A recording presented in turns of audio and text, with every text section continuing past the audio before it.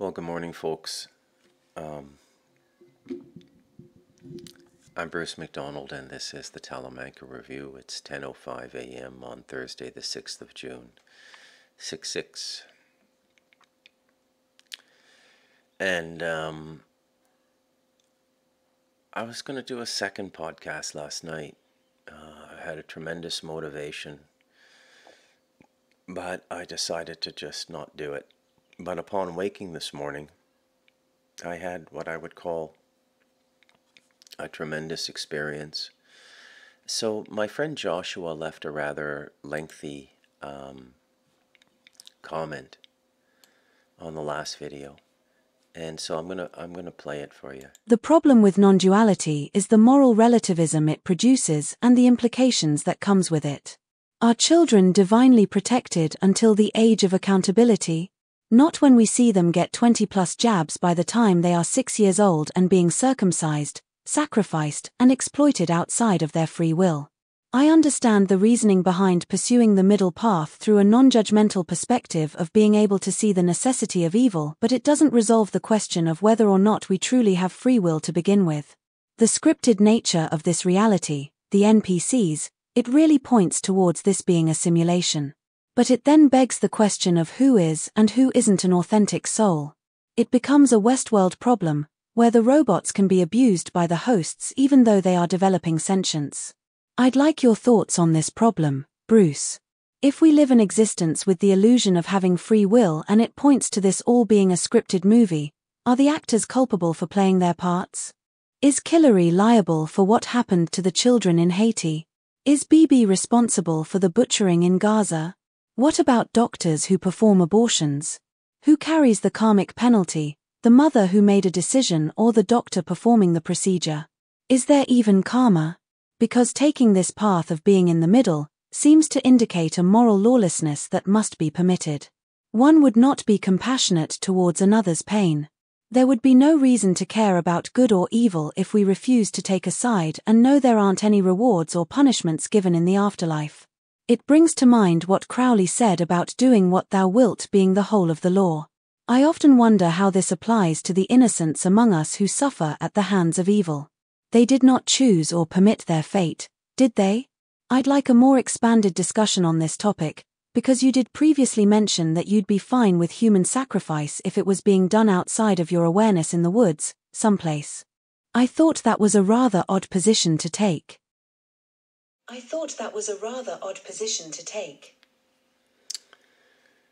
Thank you very much for the comment, Joshua.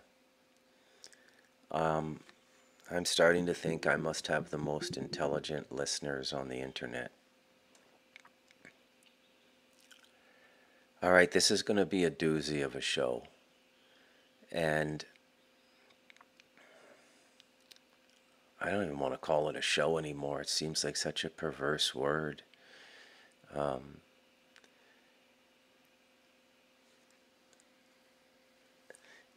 This ties into the show, or the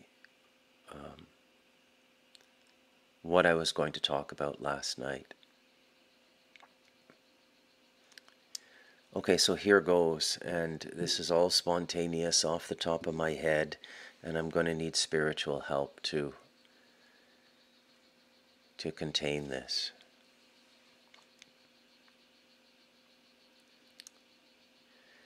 Okay, first of all, there's no such thing as neutrality for a souled incarnation. You can't be neutral. If you stop producing all thought, all action, all judgment, you are not left immoral if you're souled. And this goes right back to the non-duality comments yesterday.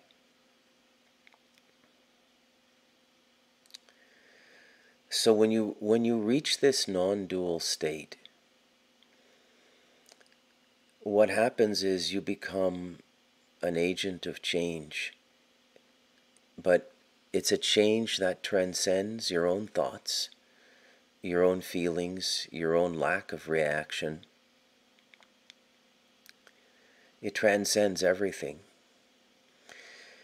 Because at the core of our being is the divine. At the very core of our being is the divine.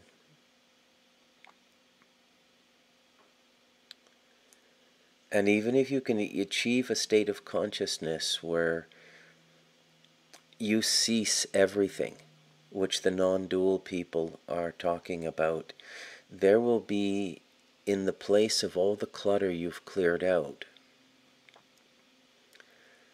there will either be you in the God space, which is indescribable, so I'm not going to even try to describe it, or you're going to be in one of the dimensions, but the only thing going through you will be the divine energy, which manifests as an internal sound and an internal light. The variations being the sound, which changes based on what frequency you're at, what dimension you're in, and the light, which changes color for the same reasons.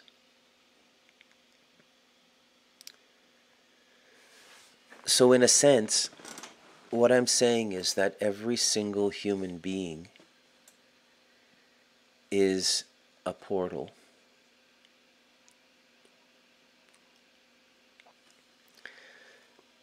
Now, I started thinking about all of this stuff, or I started realizing all of this stuff when I wrote The Galactic Historian, The World According to Andrew Bartzis. And I don't recommend you read the book. I tried to put as much of my vibration into it as possible, but it came from source material that is stained with his vibration, and his vibration is corrupt. So I've met a lot of people in the last 5 years that I could only describe as X-Men. I didn't even know people like that existed.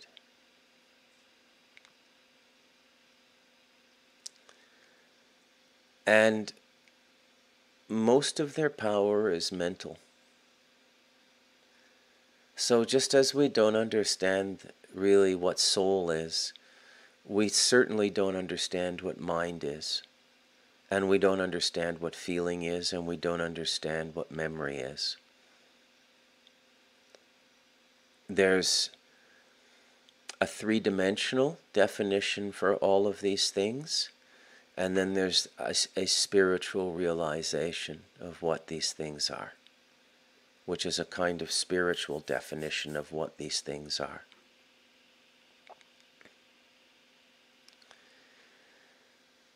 So most of the people who go into the healing or reading space or the shamanic space are fulfilling a deep-seated need to be powerful and to express that power.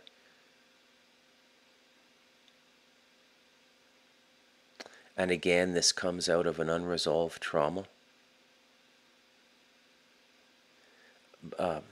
Bartzis had it big time. Now, you can't tell these people this. So you just keep quiet, and you hope that they get to the conclusion themselves. But the so-called spiritual or pseudo-spiritual landscape is absolutely littered now with these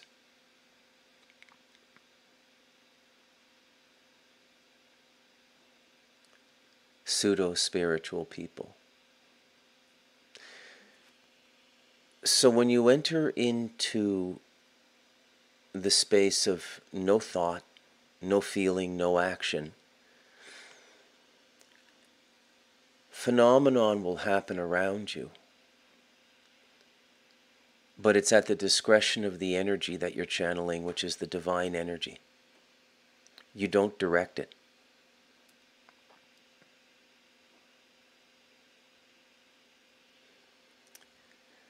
So do you remember when I said that Christ made many mistakes? He did sin. According to my interpretation of spiritual law, Christ was a massive sinner. The game is what the game is. You go through whatever you have to go through, whatever form of suffering you have to go through, whatever form of joy you have to go through.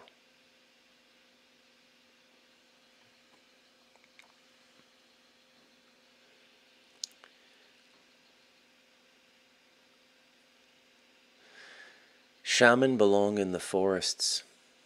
They don't belong in the cities.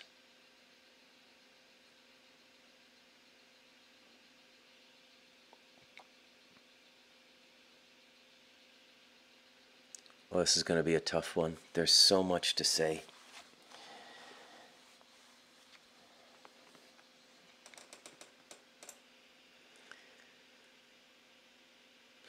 If you had the power to transform the world with the snap of your fingers, you would also have the consciousness to understand that the world is exactly what it's supposed to be in the moment we're living.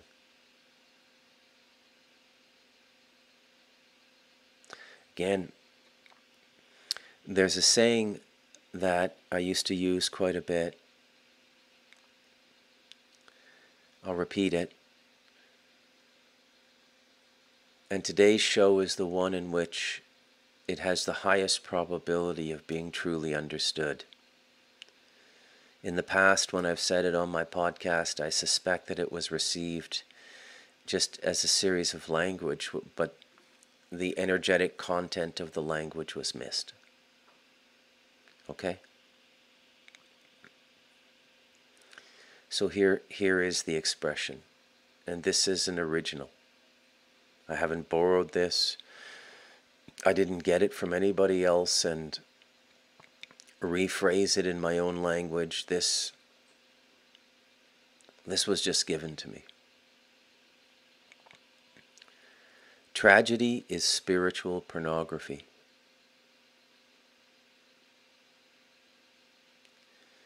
For those of you who've read the book, I quote Walt Whitman from Leaves of Grass in the beginning of the book, in the beginning of the chapter, Our Last Free Breath.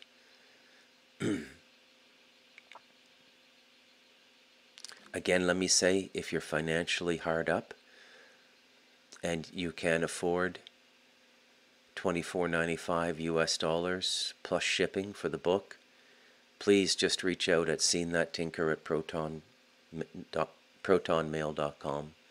I'll send you a PDF if you give me your word in writing that you will not share it with anybody or post it on any public websites, or even any non-public websites. It's basically, if you give me your word that only you are going to read it and you're not going to share it with anybody else. If the book is to be shared, the request has to come through me.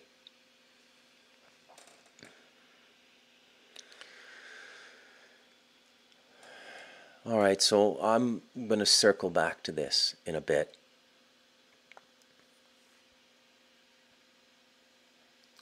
And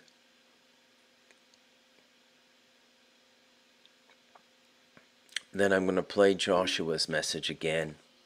I'll probably play it at the beginning of every section of this podcast, and I'll probably do them in 20-minute sections.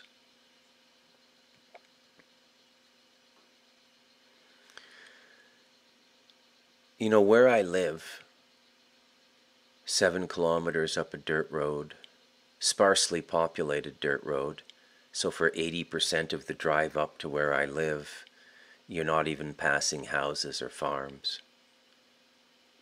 Or, you know, you pass one farmhouse and then 5 minutes later you pass another one. It's a very loosely populated area, and then when you get up to where I live, which is like this big sort of amphitheater, this valley in the mountains that my father-in-law, who passed 4 years ago, cleared out, around the rim of the bowl, people are living, and I'm at one of the highest points on the bowl. And up here it's an amphitheater, like you can hear people a kilometer away even if they're talking in a normal voice. You can't hear me because the sound doesn't go through the 22-inch earth bag walls.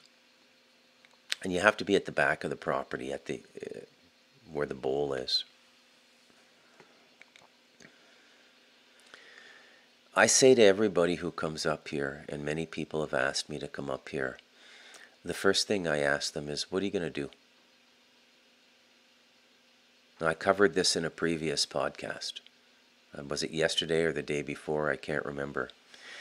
I was talking about how people, because we're so structured, get up, get on the public transport, the train, whatever, go to work.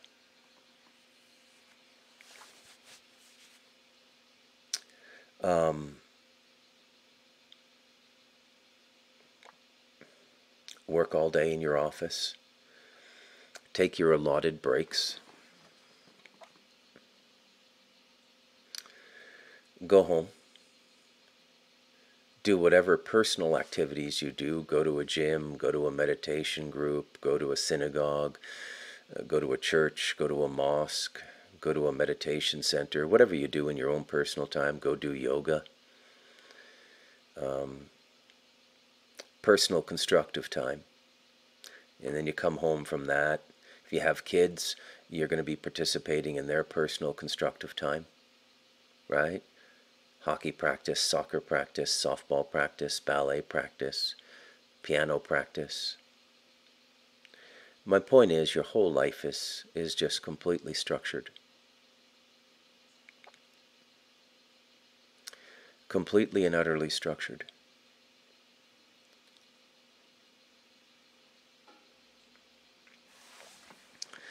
And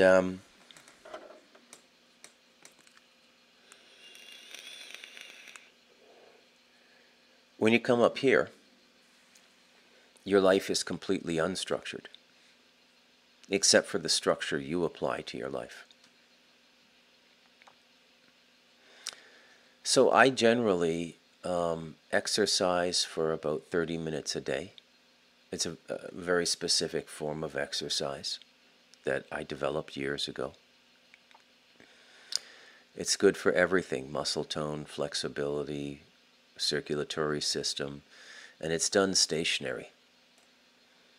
A true Bruce McDonald original, a hybrid of yoga, qigong, and some other things. Very powerful exercise. I've popped out of my body standing in the horse position doing these exercises just with the breath control and the diaphragm. Then I meditate for anywhere between, on a lazy day, I might meditate 45 minutes in one sitting. On other days, I might meditate up to 6 hours in 3 sittings, 3 2-hour sittings, or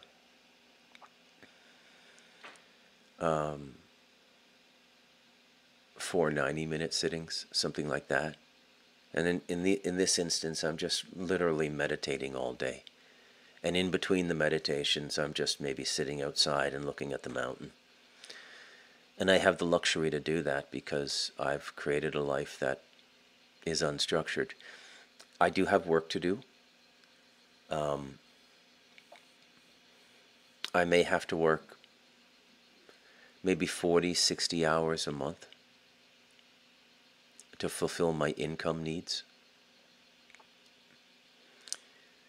Then the spontaneity of my life is when people come to visit me, my wife's family, my own friends in Costa Rica. And when I say my wife's family, it's hundreds and hundreds of people. My mother-in-law comes from a family of 11 kids. My deceased father-in-law comes from a family of 11 kids. They had 11 kids. And all those kids had kids. It's huge family. Huge. It's really a dynasty of sorts.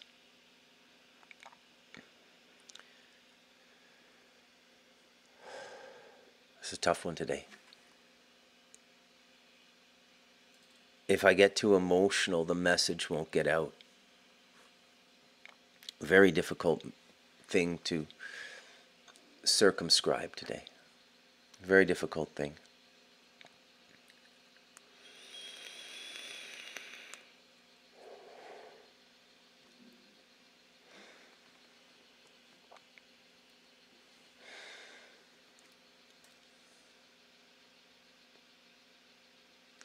All right, let's give myself a little break here.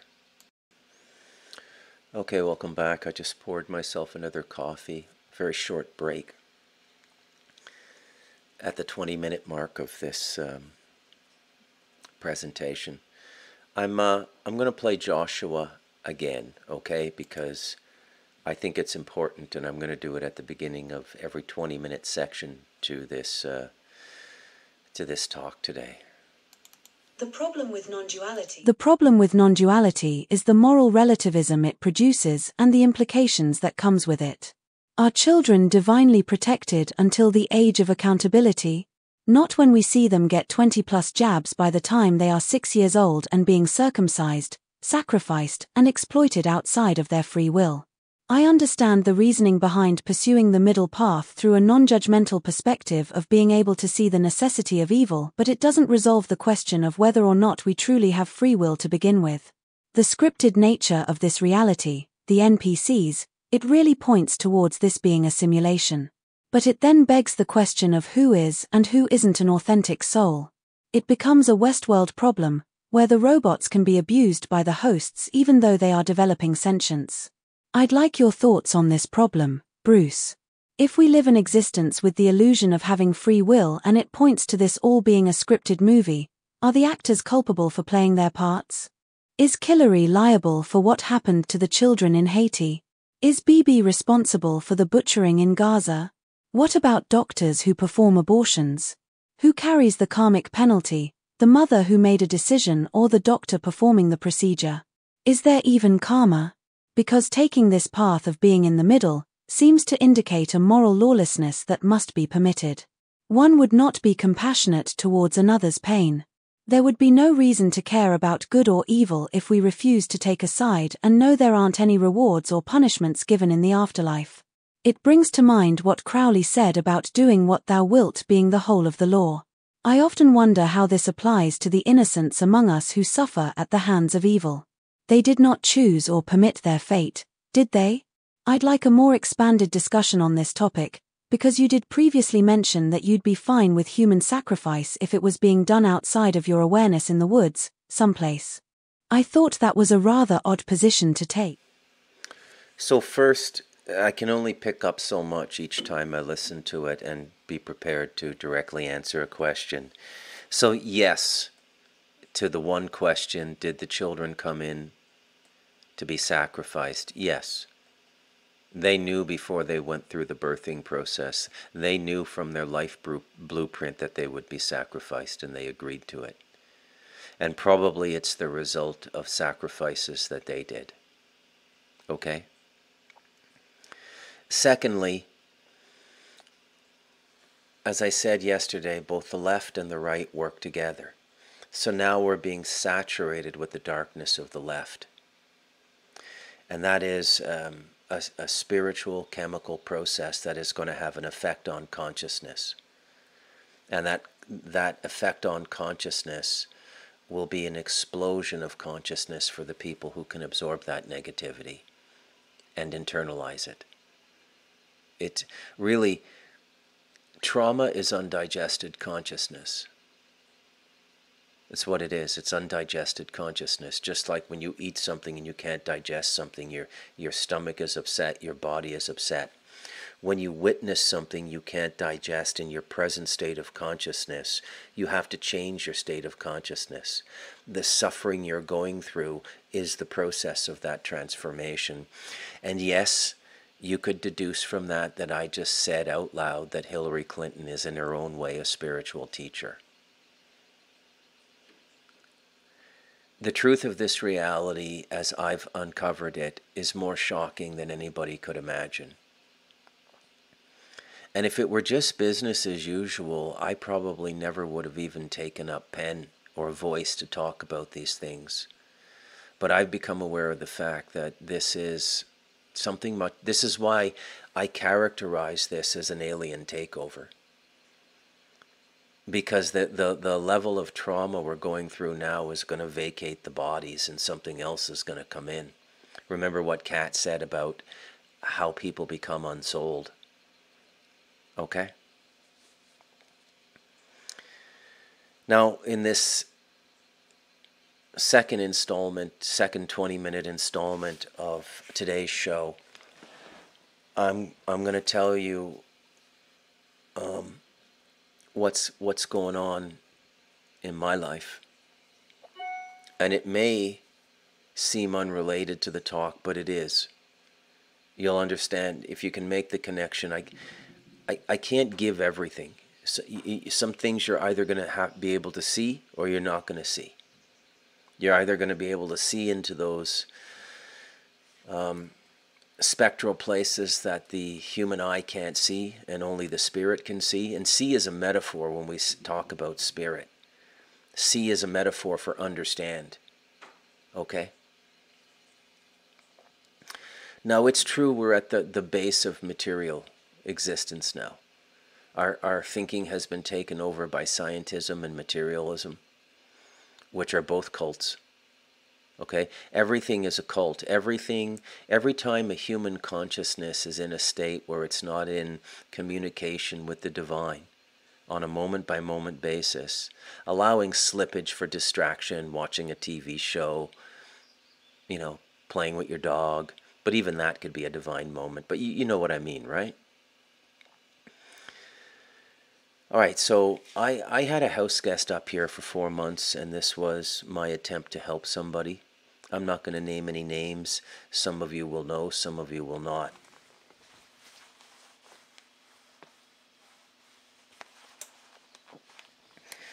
Now, this person has been through as much trauma as a person can be put through. And it was all done deliberately, and it was all done in the programs to create a super consciousness. Now, many people who've studied this program don't really understand what it is. And here I'm referring to the Super Soldier program. People imagine Jason Bourne.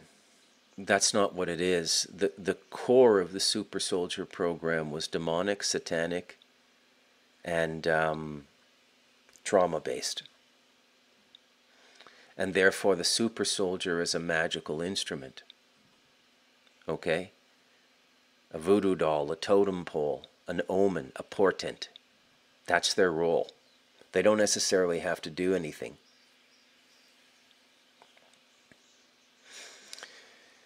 So I became aware of the fact that there were things going on the mountain that were, at first I didn't know what was going on. I had to reflect on it.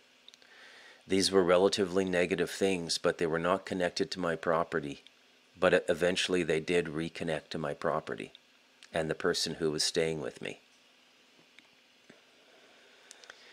I'm going to distill this story to its conclusion right away. Again, I'm not here to rehash material that's been on the internet for 15 years. If you want to know about the super soldiers, go and research it yourself. But the truth is, most people talking about it don't know what they're talking about. If I want to know something, I have direct experience with it, and I learn for myself. So I had a super soldier friend. And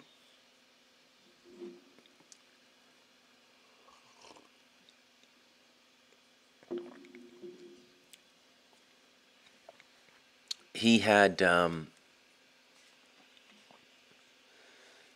demon with him. Now, I have to take a moment here to talk about demons. Okay? Everything you're given in the mainstream is a distraction. Everything. William Friedkin and William Peter Blatty in their movie The Exorcist did not do you any favors. That is a complete and total distraction. That is not how demonology works. And given that we know now that the Vatican and the Catholic system is part of the problem, why would you expect truth from them? Demons were one of the first things that human beings learned to game. to control, to conscript. The truth is that before The Devil in Us was written, more demons were captured by humans than humans captured by demons. And what is it? Again, it's the literal inverse of what you think. This inversion can be applied to virtually everything going on in our reality now. When in doubt, flip it 180 degrees and you're probably seeing the truth. The medical system heals us. No, it damages us. The education system educates us. No, it makes us dumber and more ignorant. The money system makes us richer because we can invest. No, it makes you poorer. Because if you're not at the top where they're harvesting all the energy, you're not going to be allowed to make that much money. And if you were allowed as a grace in the baby boom generation or parts of Gen X to make a little bit of money, it'll all be taken away from you in the next 10 years or so. That's why they wrote the bail-ins in 2015. Remember Cyprus? Everything is an inversion at this point in the game. Now, for the right person, this is an extraordinary learning opportunity. Okay? So the demonic energy that was up at my house was able to affect me, and it was only able to affect me because I entered into a sympathetic relationship with it. I told this person that if he was going to come and live at my house and attempt to heal himself, he had to meet certain conditions. He had to be able to support himself, and he would need a revenue stream of anywhere between $500 and $700 US a month. Very little money. Very, very little money to live in 2024. That wouldn't get most people through a week in London, Toronto, New York, or anywhere else. Not even a week. Food, their portion of rent for that week, and the food, and gasoline, and all of those things, right? He lied. He lied, and then he played upon my sympathy to not send him home. Okay? But the lie was intentional. Now, this person was not being held by a demon. He was holding on to his demon. Over time, you come to identify... It's like the spiritual version of the Stockholm Syndrome. You come to identify with your captor. You don't, if the demon was originally placed in his consciousness field by the program operatives in the advanced super soldier program who did it, because demonology is a big part of it.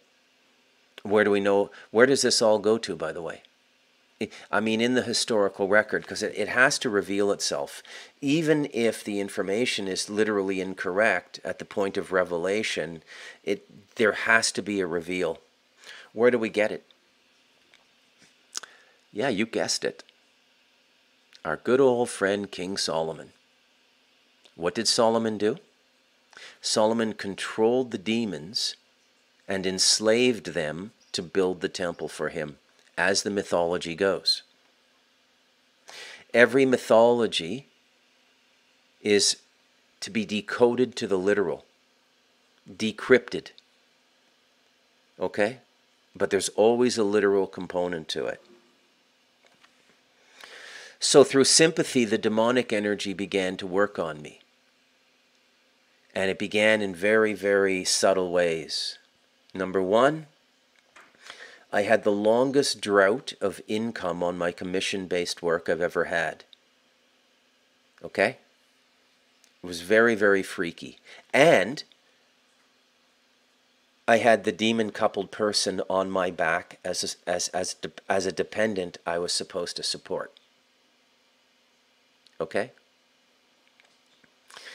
So this is an interesting time to teach.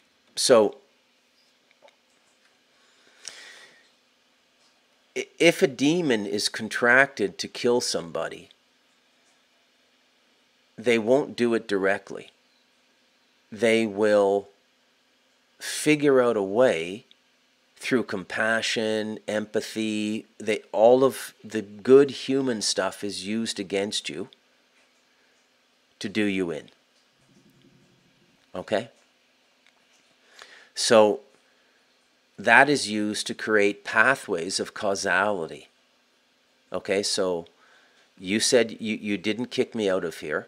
You have assumed responsibility for me.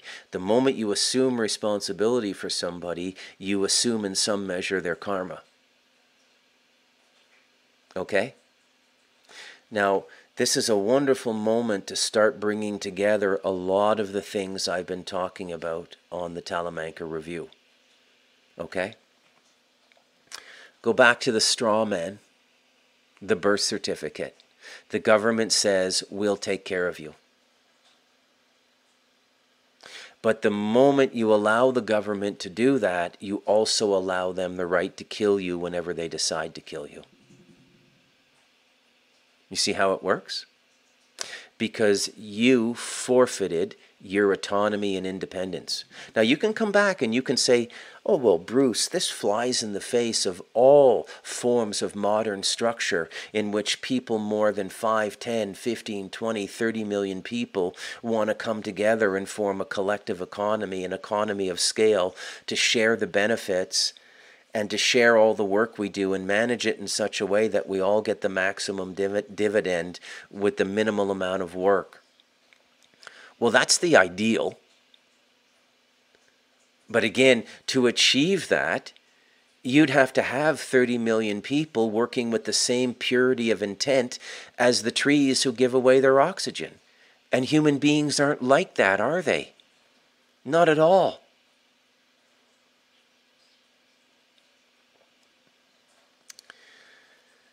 Then the water at my property went. I had 3 days without water, and usually it's up in the jungle where the water line begins, and after a couple days of really hard rain, you just have to go and clean the pipes. It takes about 30 minutes to fix the water problem here. This time it took 3 days. We couldn't find where it was. Then my car broke down. And literally all of the fluids had been depleted. And the last I checked, they were not depleted. Radiator fluid, brake fluid, steering fluid, everything needed to be changed. Okay? But what is the problem? I've been cut off from my money supply. So I don't have money to fix anything. And then the demon is pushing for more utility. I came to this country, you said you'd take care of me, I need to go to town and get this to break the vehicle. Okay? Now, it's not done in full consciousness of the human agent. They just become the agent of it. And a lot of it is done unconsciously. So when I caught on to what was going on, I just cut it off immediately. I told the person, you have to leave. I tried to help you. You've abused my help. You don't want to be helped. You got to go. And so they changed their ticket. And the day before they left the mountain, the night before they left the mountain, a woman on the mountain got possessed. We had to call an ambulance. She came to my house because my wife is sort of like the de facto leader of this community. Well, she's actually the elected leader of this community now, but she came to the end of my driveway. She was screaming and moaning in a voice that wasn't hers. Her hands were curled in a fetal position like this. Okay? And she was just, I'm not even going to try to mimic the sound, but she was just screaming like a tormented person, okay? Now, this was a very weak person. This is a person who uses drugs from time to, drinks, uses hard drugs, whatever's around on the mountain. And there's a lot of drugs up here. Even though we're in the middle of nowhere, you can get anything up here in the rainforest. You can get heroin, you can get coke, you can get crack, you can get anything, okay? Ambulance comes up. they put the thing on her finger for the heartbeat. They wrap her arm for blood pressure, and they did another test to measure the oxygen in her blood. Paramedic looks at me and my wife. He goes, blood pressure is normal, oxygenation of blood is normal, heartbeat is normal. I look at the guy, I say, what the hell's going on? He said, totalmente mental. It's totally mental. It's in her head. And I took my best guess at the word psychosomatic in English. Very often you can just do the Spanish inflection of an English word and you're going to get it right, okay? So clandestine is clandestino, okay? So I said to the paramedic, psicosomático, which is psychosomatic, and he went, exactamente, yes. And I looked at the woman who lives on my mountain, who was in the back of the ambulance, stretched out, and her eyes were just glazed over. And so I just summoned my spirit and made eye contact with her, reached out and I touched her foot, and I just nodded like this. And my wife and I went back up. My demon-connected friend was sitting on the balcony. He didn't want to come down and see the woman because he knew he was responsible. Ambulance takes her down to town. They're going to keep her and give her a little bit of medication to relax her and just calm her down, okay? But they basically interpreted it as an anxiety attack. And very often anxiety attacks are demonic, by the way. They're demonic attacks. So then, a transformer on my mountain blows. So we don't have electricity for 13 hours. And these two things happened on my friend's last night here. Okay?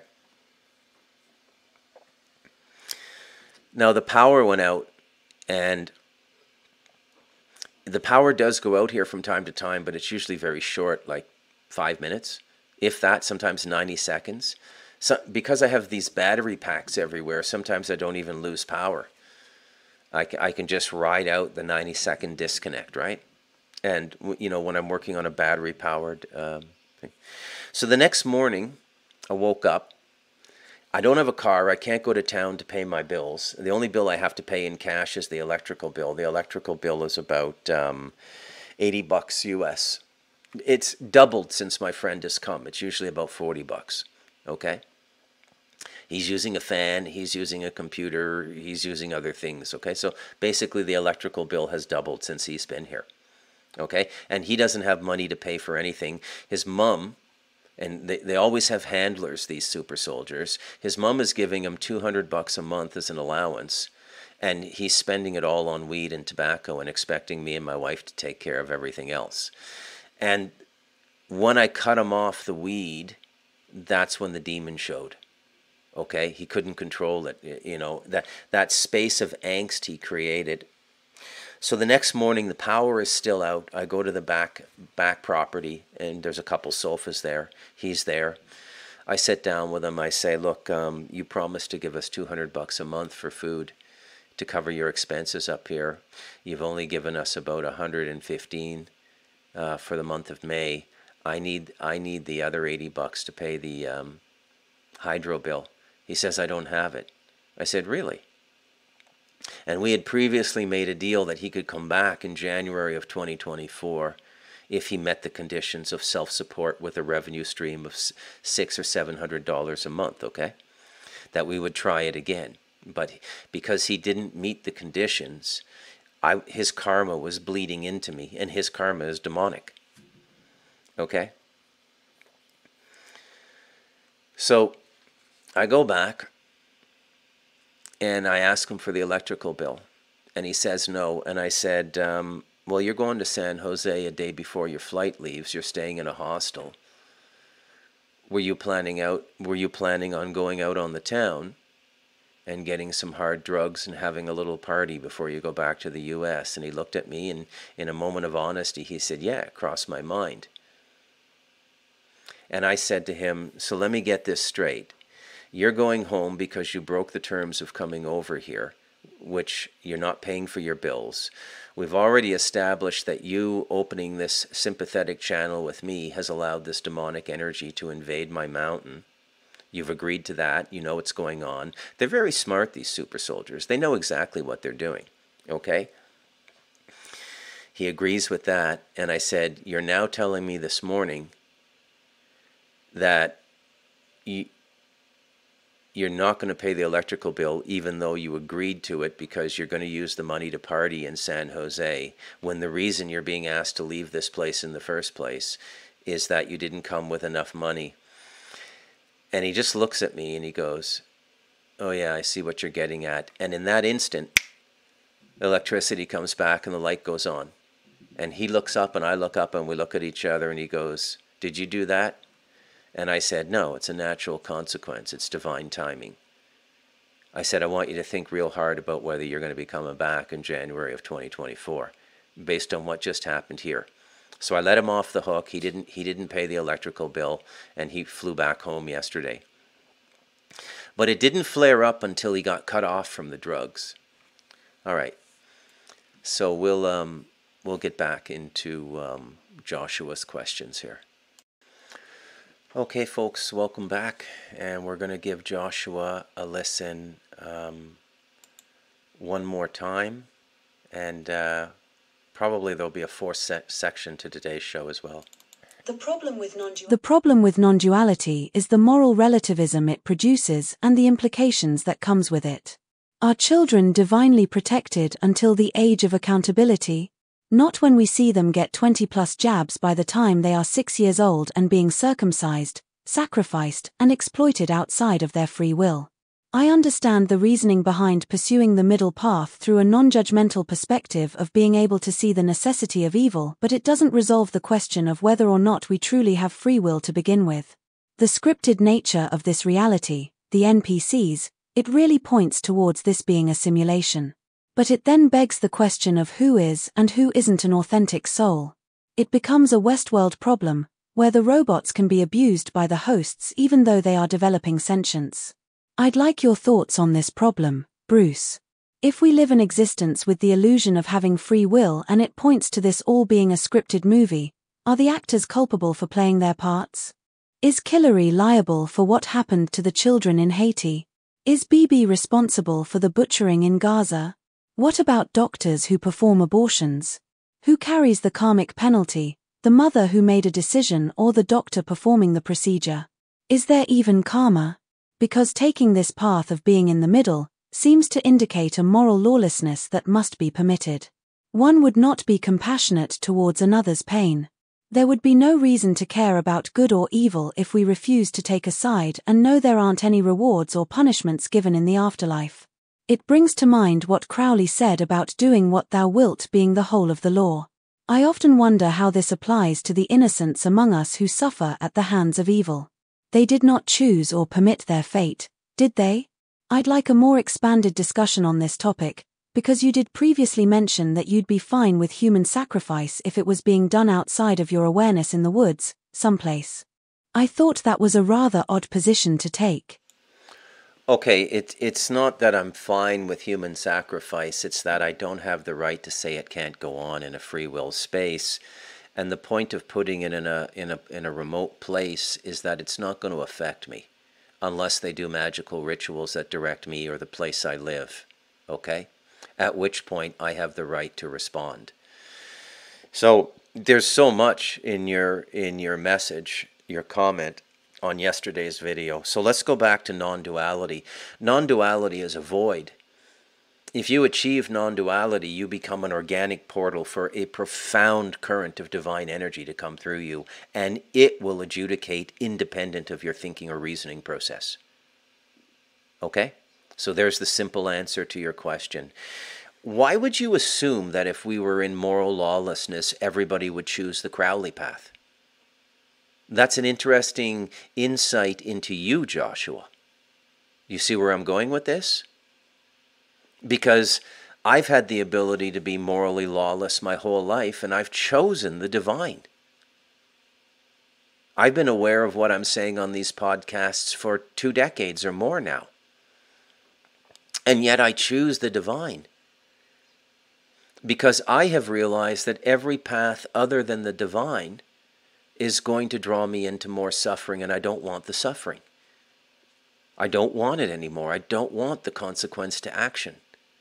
And that's why most of the suffering I express is the suffering of others now, which is a compassionate and an empathetic absorption of that suffering.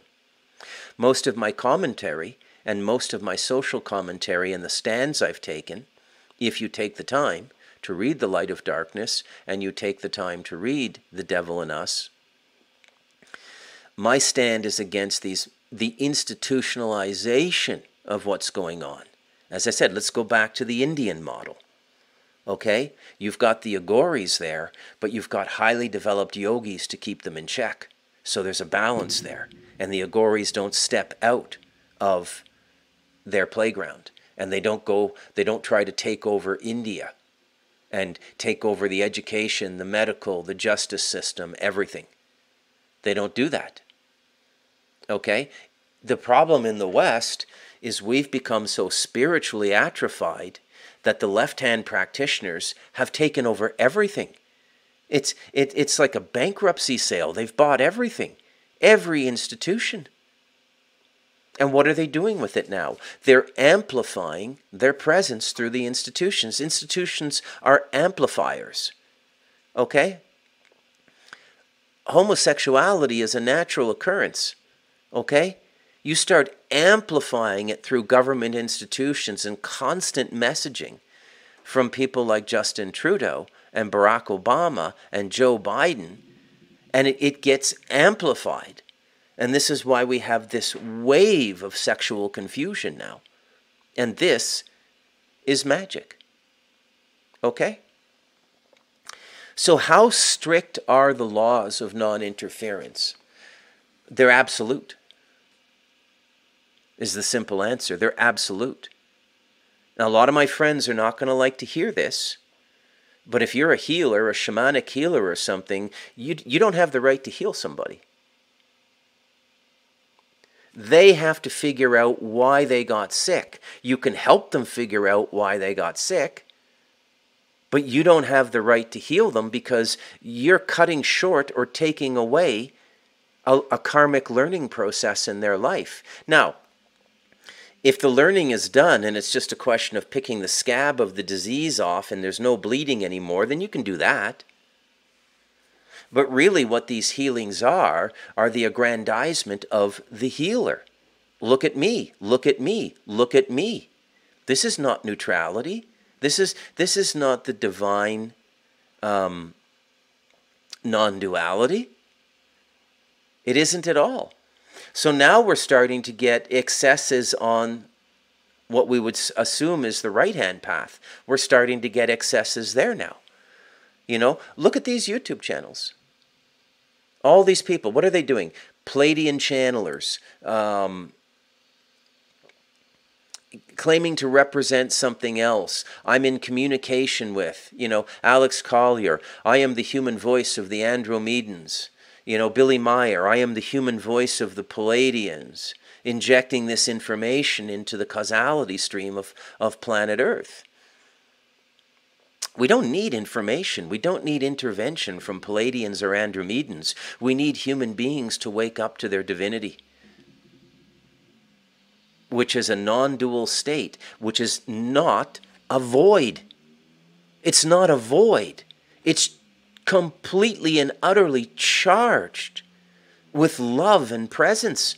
And if you're in this state and you walk through a shopping mall, everyone you pass, everyone in that mall is going to be affected by your energy, and you didn't say one word to them. Okay? I know some spiritual teachers that even mute their energy when they go in public to maintain the law of non-interference.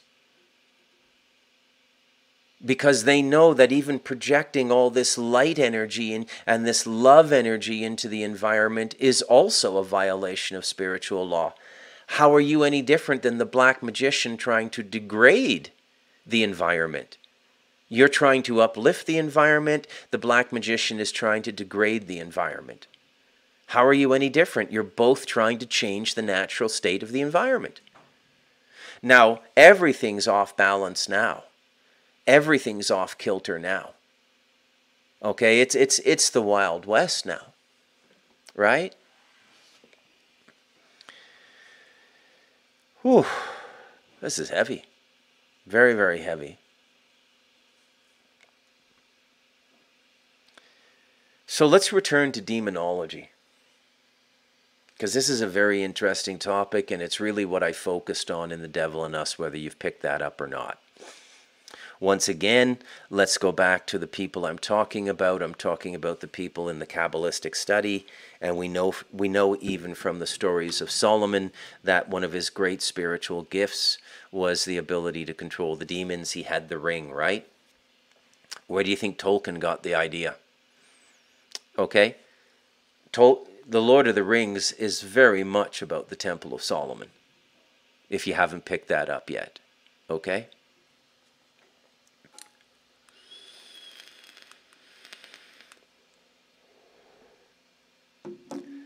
So I don't have the right to vanquish a demon from somebody.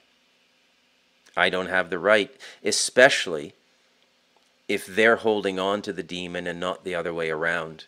The demons have been called back now. Most of them have gone to another realm. They're not affecting human beings anymore. Not all of them have gone back. But a lot of the demonic energy that is still here is the human being has trapped the demon. In the case of my friend who was here, that shadow in his consciousness, which he doesn't fully understand, is he's holding on to that. The demon hasn't trapped him. He's trapped the demon. You see how much misdirection you get from the religious institutions? Go and listen to these idiot evangelicals and these idiot Catholic priests now who do the exorcisms. Listen to these idiots. They have it completely inverted again. You see? Completely inverted. And then add into this mix, the only term I can come up with for these people are the New Age flakes. Okay? And you can listen to them on their podcasts sometimes, and they're always talking about how great they are. How, I have 12-dimensional consciousness. I was out battling with this. I went on the timeline and changed this, which was done to us 40,000 years ago. Now the whole human race is going to be liberated now that... It's fucking insanity. It's absolute insanity. Okay? The only problem with the human race is human beings. The only problem with the demonic race is demons. And the only problem with the angelic race is angels. Okay? So this circles all the way back to yesterday's show and Suzanne non-duality, okay? All the way, circles all the way back. Okay? Non-duality would not be a void space. And it would be attended with all the knowledge of the universe as you wanted it. You would have access to all the libraries in the invisible worlds, all the history of this planet. You would immediately look at somebody and see their attachments, whether they be ideological attachments, demonic attachments, ancestral attachments, or just random entity attachments they picked up being in the wrong place at the wrong time. You would see all of these dimensions operating in the same instant or moment atop a human being. And when I say see, I don't necessarily mean the information is visual. This is another thing that people get wrong. So go back to my podcast, A Simple Ghost Story. Now remember, in that ghost story that took place at the cottage in 1986 or 87, a long time ago, nothing moved. Nothing was heard. Nothing was seen, spectrally or otherwise. There was absolutely no proof by all of the metrics of ghost hunters and all the stupid TV shows that there was a spirit at that cottage that long weekend. And yet, I was able to adduce that in fact there was a spirit at the cottage. And I did it just by a super sensitive consciousness through meditating. I didn't see anything. There was no psychic revelation. Okay? The moment you get into psychic powers, you're playing, it's, the psychic realm is the militarized zone. You're weaponizing when you go into the psychic realms. Okay? And you're not solving any problems on this planet, you're just creating future problems. You see, it seems like in the moment you're solving a problem. Like it seemed like we were solving the problem of the Japanese when we dropped atomic bombs on them in 1945 or 44. I can't remember. But did we solve anything? Nuclear weapons now proliferate in the world. North Korea has them, and ICBMs, intercontinental ballistic missiles. China has them, Russia has them. Did we solve anything, or did we explode, amplify, and magnify the problem? Well, it's the latter, isn't it? We amplified the problem. And it's the same thing with psychic powers. You're amplifying a spiritual problem. Somebody's sick, I want to heal them. Okay, I'm going to psychically heal them. You're amplifying their problem in the future. Let me think of a good metaphor to explain this. Economy. Okay? You need money, you need relief. You go to a decrepit lender of ill repute, second and third mortgage kind of people. It solves your immediate problem. You're not going to be evicted from your home. You can pay your immediate debts, which would cause you grievous harm and maybe homelessness, but you're not really solving your problem. You're just amplifying it and compounding it by having a new level of interest put on your back and having your property, your collateral secured by this nefarious lender that probably wants your property in hopes that you can't pay the loan that they gave you, which might be 1/4 or 1/5 of the value of your property. Predatory lending. Okay, little trick we picked up from our Hebrew friends. Predatory lending.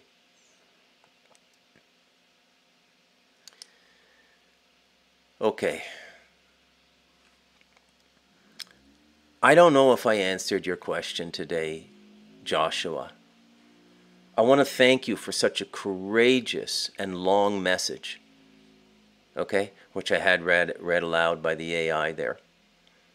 I want to thank you for that. Incredible.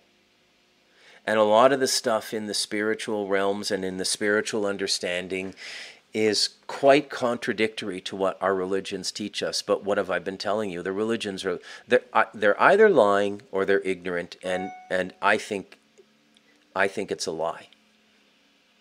Okay? I think it's a lie. But it's possible they could be ignorant. Certainly the followers, the people just culturally assimilated and born into these religions don't know. But at the top,